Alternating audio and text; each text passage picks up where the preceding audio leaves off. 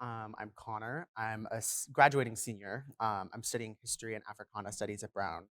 And in the Cogut Institute Fellowship this year, I worked on a project that became my history senior thesis, which basically examined the history and memory of slavery in Edenton, North Carolina, which is in the northeastern region of the state, specifically through the lenses of gender and geography.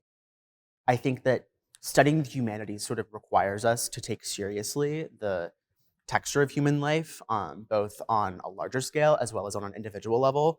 And I think that when we're inhabiting the present and ongoingness of so many different simultaneous catastrophes, I think it becomes very easy to look at numbers as sort of indicative of human life and sort of the human experience. And I think that studying the humanities for me has been both enlightening and also liberating in some ways of thinking about the world in a way that's more accountable to people and also that kind of resists the impulse to sort of quantify human life and human experience. So I'm thinking about specifically early on in the pandemic, now early on that we think about it. In August of 2020, I think, was when this article came out. In the New York Times, there was an article about the land or passing the metric of having 100,000 people in the United States die of COVID-19.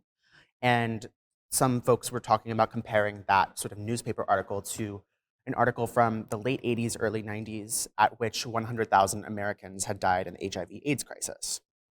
And I think that that sort of juxtaposition that came out of a class that I shopped that was actually a Cogut Institute class with professors Emily Owens and Juliette Hooker called Loss really distilled for me clearly why the humanities matters, because you can't really capture loss when you just look at 100,000 people have died. And now as we're approaching 1 million Americans who've died from COVID, I think that having that sort of accountable rendering of what's been lost is something that we don't really think about critically, and also something we are kind of afraid to do because of the magnitude of that loss.